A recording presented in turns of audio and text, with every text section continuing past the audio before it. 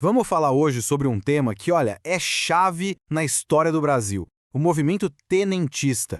E para quem estuda para o CACD, é um assunto que simplesmente não dá para ignorar. E um recado super importante antes da gente começar. Essa análise aqui foi pensada do início ao fim para quem está se preparando para o CACD. E olha, com o curso Anki Inteligência Artificial para o CACD, é totalmente possível aprender a criar conteúdos de estudo assim, bem estruturados e diretos ao ponto. Para a gente organizar bem as ideias e, claro, ajudar na memorização, que é o que importa, a gente dividiu essa conversa em 5 grandes tópicos, tá? Primeiro, vamos definir o que foi o tenentismo.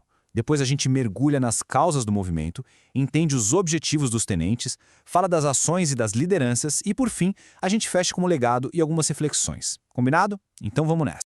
Então vamos lá, começando pelo começo, pela base de tudo. Antes de a gente entender o porquê, a gente precisa saber o quê. Afinal de contas, o que foi o tenentismo?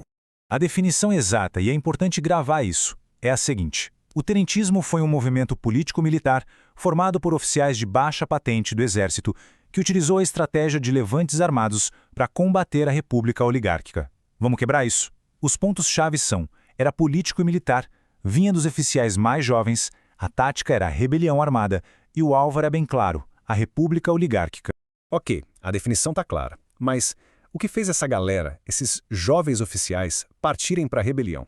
É isso que a gente vai ver agora, nas causas do movimento. E para ficar mais fácil, a gente vai separar em 2 partes: as causas estruturais e as conjunturais. As causas estruturais, gente, são aquelas que vêm cozinhando em fogo baixo, sabe, há muito tempo. Havia uma insatisfação gigante com o sistema de promoções, que era super lento e muitas vezes político. Ao mesmo tempo, o exército estava se modernizando e isso criou uma nova geração de oficiais, os chamados jovens turcos, que tinham uma cabeça mais técnica, mais crítica, criticavam até a famosa missão militar francesa. Junta tudo isso a uma ideia de que o exército tinha que salvar o Brasil, a tal da ideologia salvacionista e, claro, uma crítica ferrenha ao modelo da República Oligárquica. Era um barril de pólvora. E se as causas estruturais eram um barril de pólvora, as conjunturais foram a faísca. Foi a gota d'água. Pensa na afronta para os militares da época. Nomearam um civil para ser ministro da guerra. Para piorar, teve fraude escancarada nas eleições de 1922. E aí, o caldo entornou de vez. Prenderam o Marechal Hermes da Fonseca e fecharam o clube militar. Pronto.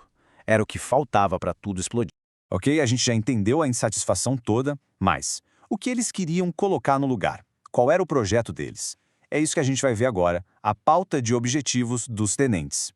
E aqui tem um ponto fundamental, que é para não cair em pegadinha.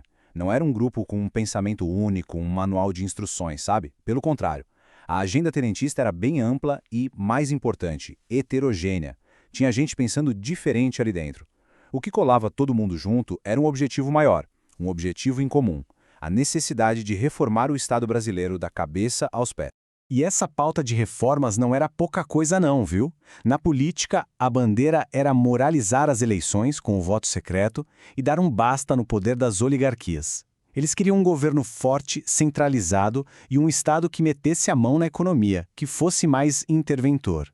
E olhando para o futuro, o projeto era bem claro: fortalecer o exército e industrializar o país. Bom, já falamos do porquê e do que eles queriam. Agora vamos para a prática, para a ação. Vamos conhecer os principais levantes e quem eram os nomes por trás de tudo isso. A linha do tempo dos levantes começa lá em 1922, com aquele episódio que ficou para a história, o dos 18 do Forte de Copacabana. Foi um ato de bravura, mas trágico. Em 1924, a coisa esquenta de vez. A revolta se espalha, com um levante enorme em São Paulo e outro no Rio Grande do Sul. E é justamente da união desses 2 movimentos que vai nascer a mítica coluna Prestes, que rodou o Brasil de 1924 a 1927. E olha só que interessante, é super importante a gente sacar que o movimento não ficou só dentro dos quartéis não. Claro, a gente tem os grandes líderes militares como Siqueira Campos, Eduardo Gomes e o famosíssimo Luiz Carlos Prestes. Mas surgiram também os tenentes civis. Eram políticos, gente de fora do exército que compraram a briga. Nomes como o de Oswaldo Aranha. Ok, vamos dar uma respirada e recapitular rapidinho para fixar bem o que a gente viu até aqui. Primeiro, a definição do que foi o tenentismo. Segundo, as causas, tanto as estruturais quanto as conjunturais. Terceiro, os objetivos de reforma que eles tinham. E quarto, as principais ações e lideranças. Guardar essa estrutura ajuda demais na hora de lembrar. Ok, foram anos de levantes, de marchas, de agitação, mas no final das contas, qual foi o resultado prático disso tudo? O legado do tenentismo é a peça que falta para a gente entender a Revolução de 30. Olha, o papel do movimento foi simplesmente decisivo. Primeiro, foram os tenentes que pressionaram a Aliança Liberal a não aceitar o resultado da eleição de 1930, que deu a vitória a Júlio Prestes. Depois, na hora da Revolução, eles foram a força militar-chave que ajudou a colocar Getúlio Vargas no poder. E uma vez no governo, Vargas buscou atrair justamente esse grupo para dar sustentação ao seu governo provisório. Só que essa aliança não durou para sempre. Com o passar do tempo, já na era Vargas, o movimento tenentista se quebrou, se fragmentou de vez. Uma parte dos antigos tenentes foi para a esquerda, formando a Aliança Nacional Libertadora, a ANL.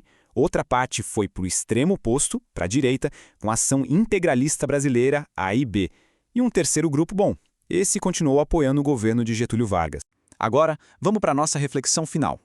O legado de tudo isso nos deixa com uma pergunta bem importante que é muito debatida até hoje pelos historiadores. Será que o tenentismo pode ser visto como uma das origens daquela cultura de intervenção das Forças Armadas na política brasileira? É uma questão complexa que fica aí para a gente pensar e aprofundar nos estudos. E para quem quer dominar não só este, mas todos os outros temas complexos do edital do CACD e aprender a montar materiais de estudo tão organizados e eficazes como este, a dica é conhecer o curso e oficina prática Anki Inteligência Artificial para o CACD. Vale a pena conferir.